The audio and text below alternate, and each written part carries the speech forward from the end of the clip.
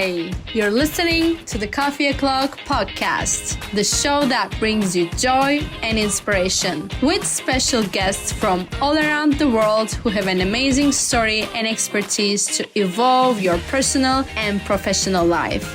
I am your host, Burcu Onaranel, the founder of Joy Marketing and Coaching. Make sure you grab your coffee and get ready to explore new ideas. Let's get started. Hello, everyone. We are in Hawaii today, the place that I want to visit one day. I am with Lani Almanza. Hi, welcome. Welcome. And cheers. Cheers. Yes, love it. I love this Zoom. I love everything about this connection, and I can't wait to dive in. Before we dive in, my guest Lani is the founder of Alaka'i Associates, wellness consultant and author. And today we're going to talk about a wellness guide she is going to walk us through. So Lani, I briefly told who you are, but I know your story is beyond that. So can you introduce yourself to us, please? Sure. I was born and raised in Hawaii. Spent about 4 years of my very early youth in Kansas City, Missouri, while my father went to art school, but then we came right back to Hawaii.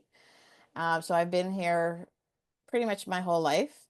Mother of 4, grandmother of 6. Wow. Currently helping to watch the youngest one 2 days a week. So I get my workout. I say that my Tuesday, Wednesday workout is chasing a 21-month-old. Like you said, I'm the founder of Alaka'i Associates, which is my wellness business, which we can talk about how that evolved. And then author of my book, Under a Full Moon and a Guiding Star, which a little bit of a chronicle of my journey to and through wellness. Wow, I love it. You are amazing. How old are you? I will be 70 in April. Wow, yes. Now I want to be like you when I'm at your age. That's like truly, that's how I want. And probably, and that's my goal, is to reach your generation and help people age in wellness and not in illness, because I have lived that experience. yes, absolutely. And in this century, it is getting harder to keep our health. So I think what you're doing is so important in helping my generation and younger generation. I'm not that young, by the way. So it's important to help us. And I think Hawaii is helping you a little bit. And you admit Yes. Yeah. We with we your do. help. Yeah. We do rank up there in wellness in certainly the United States, but also probably worldwide. Just being isolated out in the middle of the Pacific Ocean helps keep us, we get our sunshine, we get our vitamin D. The philosophies of the different cultures that are here promote wellness in different ways. That's great. Yes, you are one of the luckiest people in the world, I think. And I think the rest lives in California. Not right now. Yes, not right now. Yes, you're right. Yeah, yeah. Because of fires, but yeah, California is my favorite place where I lived for years. Like it's just my second home. So enough about the countries and everything. I just want to know, like, how did you start this wellness journey? Like, at what age and what inspired you to start this? I really think I started in my young adulthood. I got married at a very young age, became a mother very young, and always was looking for ways to keep my family and myself healthy. And nothing really big. It's like just trying to eat better, serve better food to my family. I got involved in a supplement company early on, to natural supplements, like trying to keep things as natural as possible, just to knowing that that was a healthy route. And it just kind of evolved over the years. But it really took a turn, I guess, a transformation when My youngest son, at the age of 19, was diagnosed with a brain tumor. And in that journey, he battled that for 3 years before he transitioned in 2005. But during that journey, I realized that if I didn't start taking better care of my health, um, in some very significant ways, I wasn't going to be there to help anybody else. And so self-care really became a focus for me, really doing a lot of research and finding resources on what could help me through that journey. And one of the biggest things and one of the biggest lessons that I teach people is start small. We always make these big goals and big plans and then feel defeated when we don't accomplish them. And that's Mhm. because they're so big. And so to start small and find ways that I could incorporate into my daily habits of Mhm. self-care. So self-care isn't a luxury, it's a necessity. And so I started just doing that for myself, really building self-care habits. And in doing that, I laid a foundation that was there for me then after my son passed away, caring for my parents in their aging, both in illnesses. So my father had Parkinson's with related dementia, and my mother had Alzheimer's. And so, again, being there, being able to be there for them as well as still be around for my family, those self-care lessons again became very important. Wow. Yeah, it must be hard for you to get in this transition, but also a force, not just for you, but everyone around you. And now you're reaching a lot of people in the world to understand what you said. I really like that. Health is not a luxury; it's a necessity.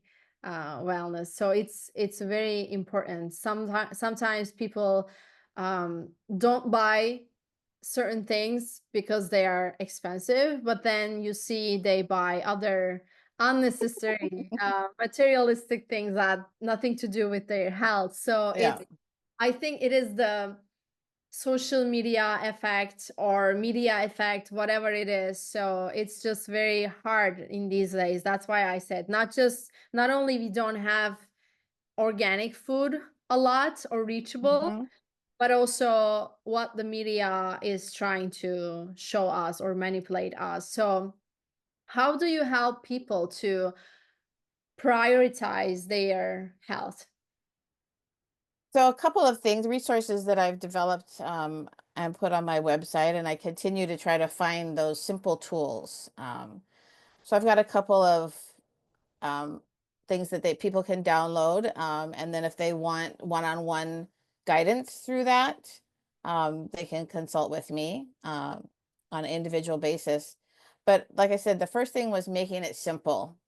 Um, and I work with an nonprofit organization that supports caregivers as well. And that's, we know that as caregivers, we don't have the luxury of time.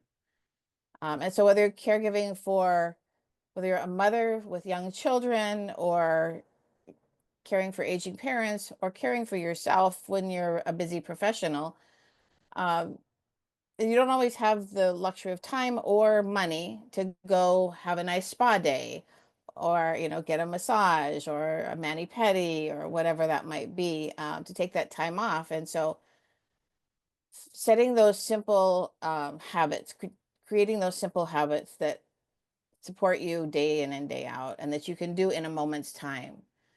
So one of my first lessons with people is to return to our breath, that it's the first thing we come into the world with, it's the last thing we leave with. But in between, we kind of do it unconsciously and automatically, which is, it's a beautiful thing that our body does. Mhm. But it's so important to return to recognizing how our breath serves us. And so I teach people that just 3 deep breaths, um, at any moment in time can kind of change your mindset. And there's so much research behind it that science says, you know, bringing oxygen to your body, to your brain, can really turn things around in a matter of seconds. But we just don't do it consciously that often or often enough. And so I tell people at least 3 times a day, do 3 deep breaths. And that doesn't take more than a minute. Um, so, you know, if you start to feel yourself getting anxious or tense about something, just press that pause button and take those 3 deep breaths. And people, you know, they say, well, that kind of sounds simplistic. But if you continue to do that as a habit, and to really consciously do it, you'll start to see that transformation happen. The next thing I teach people is that hydration is so important, that most of us walk around dehydrated and don't even realize it. And Yes. again, that affects how we respond to the world, how we react, and our health. So it's important to um, stay hydrated with water. Coffee's always good, Yeah, but water, yes. but we definitely need our water. Our bodies are, you know, over 70% water, and we use a lot of that actually to process in our brain. So stay hydrated. And then the third tip that I give people is pay attention to your sleep. Mm-hmm. That many of us are walking around sleep deprived and we don't even realize it. And that studies show after probably 5 consecutive days of not getting enough sleep, you're actually functioning like someone who's intoxicated. Mm-hmm. And you can be a danger to yourself and others. And this really came to my attention when I read the book Thrive by Arianna Huffington, Mm. where, you know, busy, successful woman, and one day she's in her office and she collapses and splits her head open and realizes that it's because she was not sleeping. A lack of sleep just made her collapse. And so sleep became a very important topic for her, and a lot of research about how that impacts us. So yeah, breathe, hydrate, and sleep. Those are the first 3 tools to set into your wellness plan. Yes, and those tools, if we take them out, we are dead.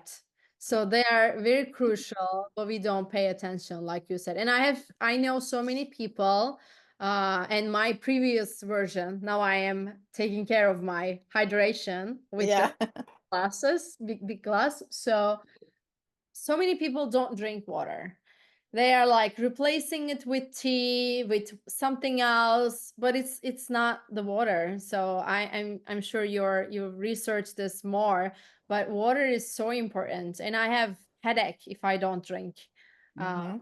the minimum average that I use every day. So it's very important. And sleep is one of my weaknesses. I would say I need to take better care of my sleep. Yeah. Yeah.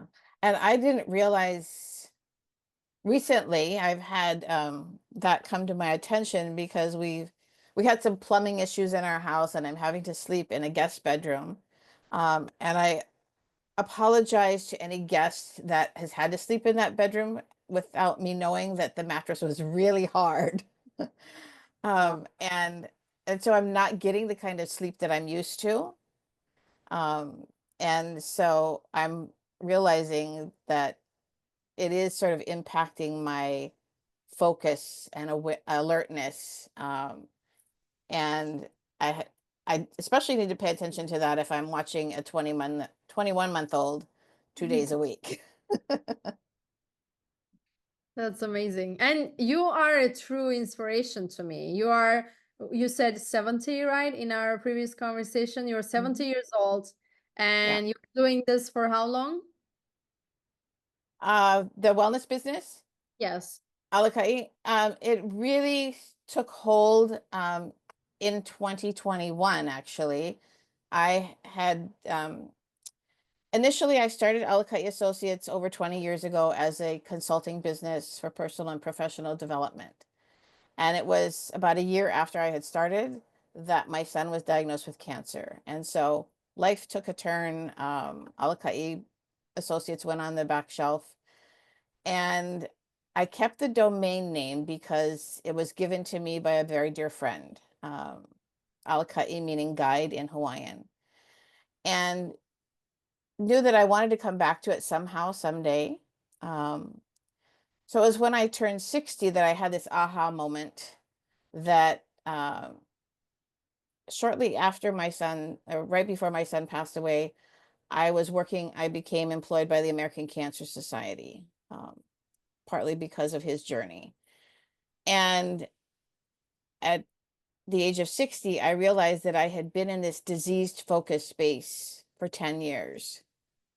And personally and professionally, I needed to move to a wellness space. And Mm-hmm. so I brought Alaka'i Associates back at that time by recreating the website and starting a blog, knowing that at 65, I was going to retire from that workforce and get to do what I want, when I want, where I want, with who I want. Mm-hmm. And this is what I wanted to do, is guide people in wellness, in their wellness journey.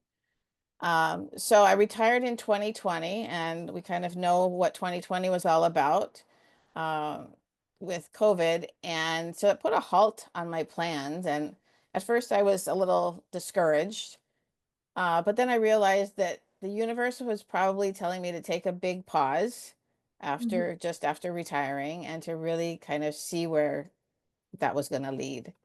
Mm-hmm. And so subsequently, I started working with the nonprofit Caring for Caregivers, which aligned with my personal goals with Alaka'i Associates, to help caregivers that are in the trenches find those moments of um, what I call cultivating calm from chaos. That's amazing. How you shifted your journey into this at your age, and not just like I'm not calling you old or anything. No, It's an inspiration to me because sometimes people after 25, after 30, 35, they feel like their life is over, and if they haven't reached at some level in their life, could be like, I haven't found my partner, I haven't found the dream job or anything, like I haven't started my own business. You can do it at any age, and it's possible as long as you are alive. Your life is not ending at certain age or at yeah, level. So I think this is a huge message from this episode, as well as the wellness and your journey. I think this is the most yeah, inspirational part of your showing people with your health, with your energy and everything you went through, it's possible to do yeah, something. yeah. And that's for me, it's important, like I said earlier, to reach those that are coming behind me. So my children, my grandchildren, um, other generations. And that was one of the reasons that I wrote my book, Mhm. Under a Full Moon and a Guiding Star, which is right here. Yes. Um, was to sort of have that bigger reach beyond my little island state in the middle of the Pacific, biggest ocean on the planet, um, was to help people understand that, we, especially with the media, and I think in the United States in particular, the focus on not aging, that aging was, looked at as you're kind of done and your life is over when you get to, when you get to be a senior citizen, which now they qualify at 50 years old. And so I tell people that, our bodies really are designed to do two things. One is to grow, and the other is to age. And so from 0 to 20, we're growing. From 20 on, we are aging. that as human beings, we do have an endpoint that we don't know. But we're aging. Our body is doing different things from that point on. And processes slow down, depending on our health and wellness. Sometimes they completely stop, which can cause dis-ease or disease, illness.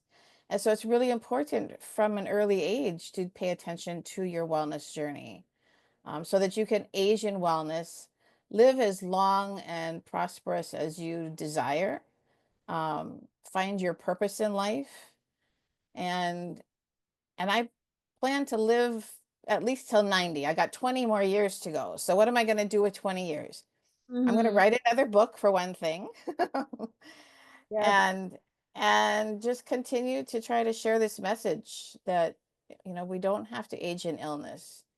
That there's so many things that we can do without cost, with very little time, very little, not without cost, but very little cost, and very little time to support us in wellness.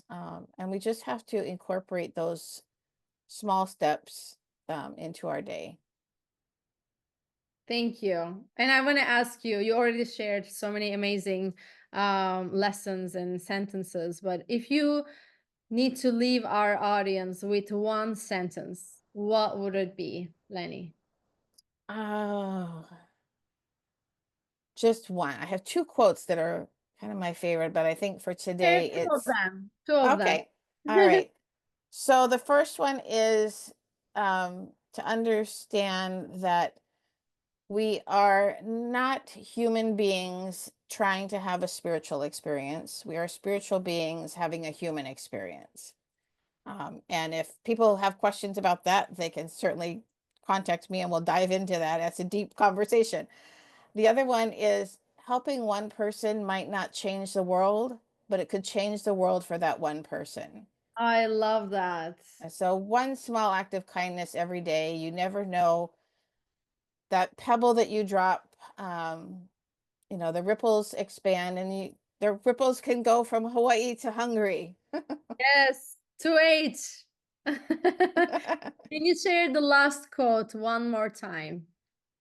Helping one person may not change the world, but it could change the world for that one person. Yes, I love this. This is my favorite quote right now until I hear something better, but I don't think so. Thank you so much. And lastly, how people can find you, Lani? So I am on Facebook as Lani Almanza, also as Alaka'i Associates. I'm on Instagram as Honumom1. So that's HONUMOM number 1 underscore. Honu is the Hawaiian word for green sea turtle, which is a very important animal spirit for me. So Honumom1 underscore on Instagram, and then Lani Almanza on LinkedIn. My website is alaka'iassociates.com, and on there you can find the link to my book. Awesome. I will share all the links below this show. Thank you so much, Lani. It's been a pleasure to have you here and happy to meet you. All right. Thank you so much. It's a pleasure to meet you, and I hope we can do this again sometime. Yes, maybe in person one day. Oh, yeah, that would be awesome. Okay. Yeah. Thank you. All Thank right. you, All right. everyone. Bye. All right. Take care. Thank you so much for listening. I hope you enjoyed this episode and now you can apply it to your life. If you did enjoy it, please subscribe to the Coffee O'Clock podcast on Apple and leave us a review. I would love to hear your thoughts. And if you feel like someone needs to listen to this episode, share it on your social media or text the link to that person to make an impact in their life. Be sure to tune in every Monday for new episodes. You can also watch the episodes and find more inspiration on my Instagram, which is at JOYYBURCU. Until next time, make sure to spend some time with you and stay with joy.